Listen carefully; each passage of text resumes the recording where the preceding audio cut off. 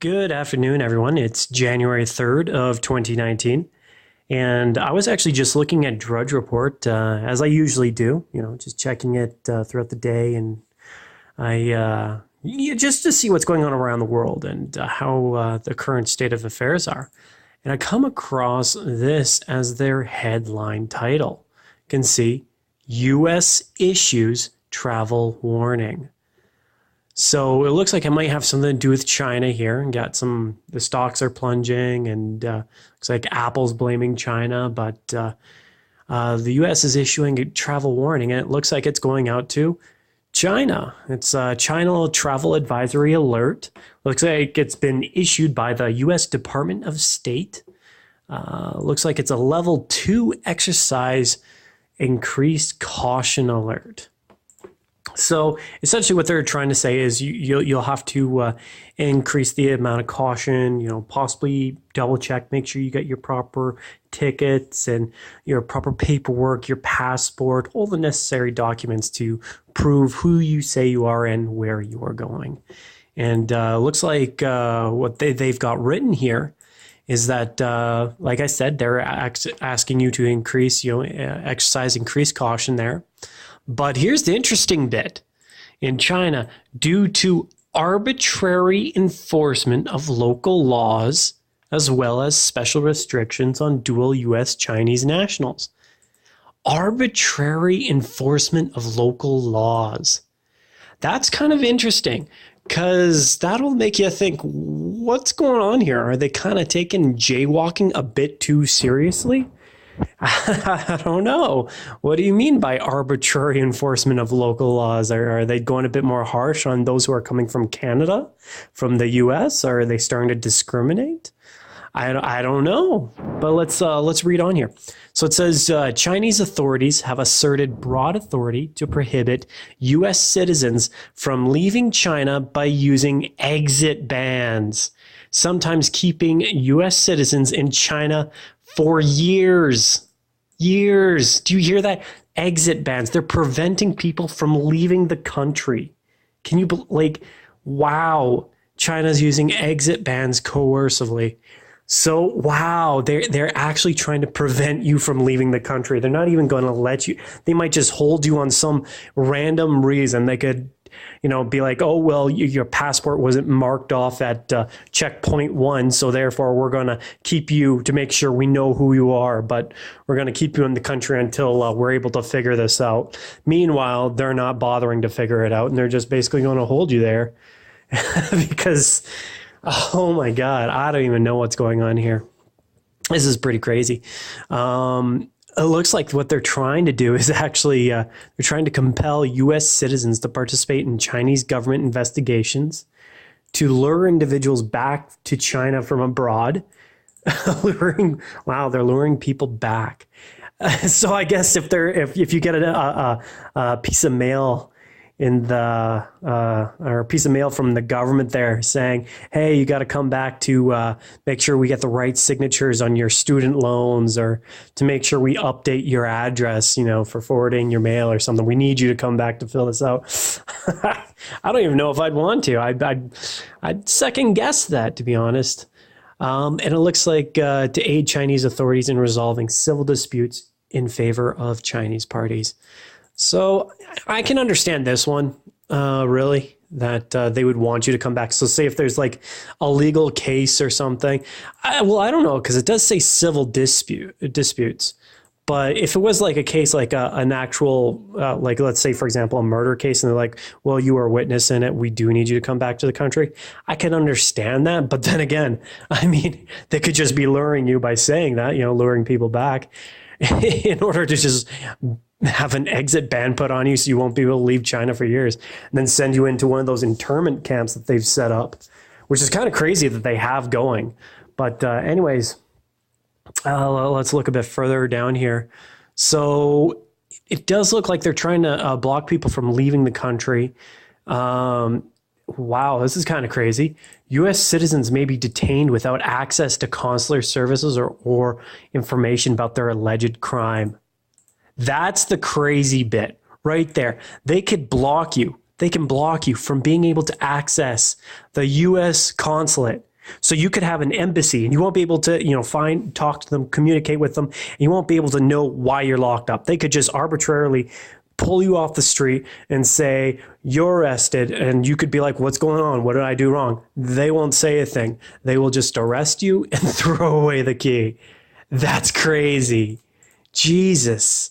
Wow. And won't even tell you about the alleged crime. So it could be anything. U.S. citizens may be subjected to prolonged interrogations, extended detention for reasons related to state security. Of course, state security. They think everyone's a spy. Security personnel may detain and or deport U.S. citizens for sending private electronic messages critical of the Chinese government. Oh, there you go.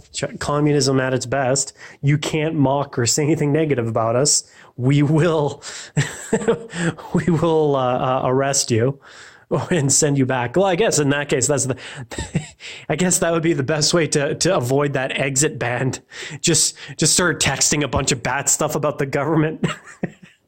And just be like, I'm not a fan of this Chinese government. Not a fan of them. They're terrible. Communism sucks. Just start texting random stuff to a bunch of random strangers. And then they come and pick you up and kick you out of the country. And then boom, there you go. You avoided the exit ban. Don't take my word for it. I don't think that would work really, but this sounds kind of interesting.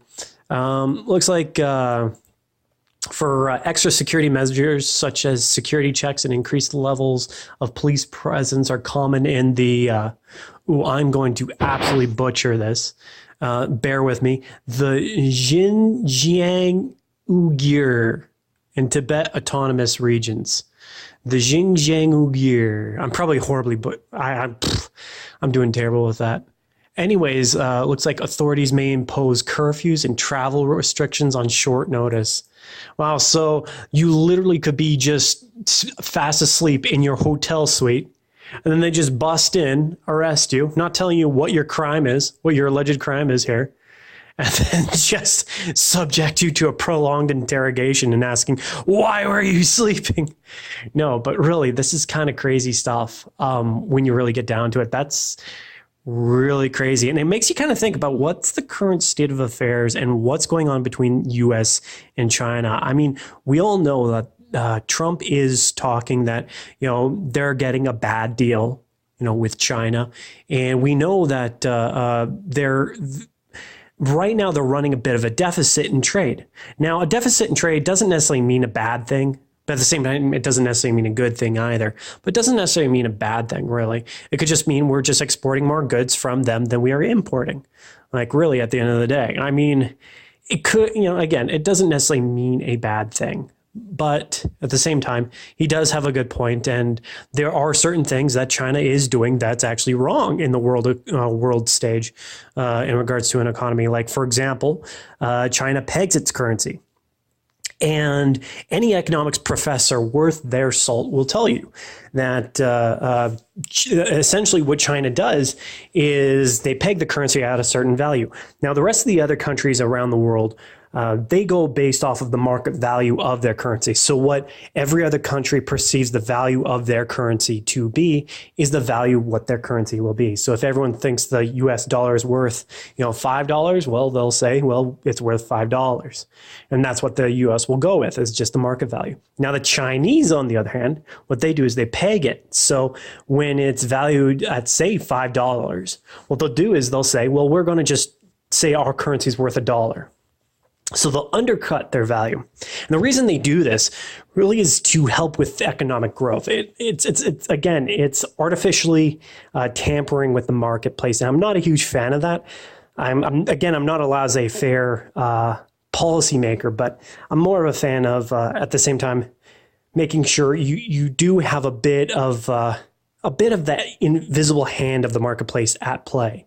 So what they'll do is if their currency is at $1 and they peg it at, well, even say 20 cents, what they're trying to do is they're trying to undercut their competition in the region. You've got Thailand, you've got India, you've got these other regional manufacturing powerhouses as well. So what they're trying to do is try to get it so all the goods are being exported from them. So in a sense, it makes sense so that they're getting all the business from all the other countries, because everyone wants to buy the cheapest goods. So it does make sense on that. But again, it's artificially playing around with the values in the marketplace because technically their currency value should be significantly higher. So in a sense, China's been messing around with that. But again, this kind of is it's a bit worrying. I mean, it's only a level 2 alert too, mind you. So it's just saying, exercise increased caution. I mean, that's pretty bad. And then you got level 3, which is reconsider travel. And level 4, do not travel. So, don't go to China.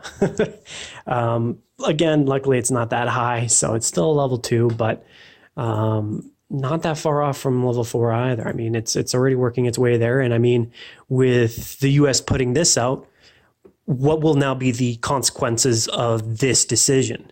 Will China then retaliate? And will they start saying, put on a travel warning to their citizens? What's going to happen with that? So a lot of questions about what's going to happen, how the dominoes are going to fall here. I personally predict that it's going to go a bit back and forth, at least for a while here until this economic situation starts to level out. But I will have to say that this is definitely something to pay attention to. I mean, period, China, you should pay attention to China, period, really. But this is something we should pay attention to because this is taking it a bit further because now you're getting some tension between two international powers that not only have the economic, a powerhouse behind each other because China is up there right now. They're on par or on possibly about to replace, the U.S. Well, not really anytime really soon, but they have that potential. They have the potential. And then military. China's got a massive military too. So I mean, like there's a bit of, back and forth going on right now. I hope things will get better. I think they will. Just right now, I think it's going to be a bit back and forth until, whoever, when playing chicken, whoever's going to, blink first. So we'll see what happens. But with the current state of affairs, it's pretty interesting. So anyways, that's about it for today's video. I hope you guys enjoyed it. If you liked it, just hit that like button and subscribe and make sure to hit the bell for notifications. And definitely look forward to putting out some more videos here, especially in the near future. This is something I'm trying out new. I've got a lot of things I'd like to say and get off my plate. And even China, I've got so much to talk about China, and especially what they're doing in Africa too. That's actually pretty crazy. But anyways, you guys have yourselves a wonderful day, and you have a good one. Cheers.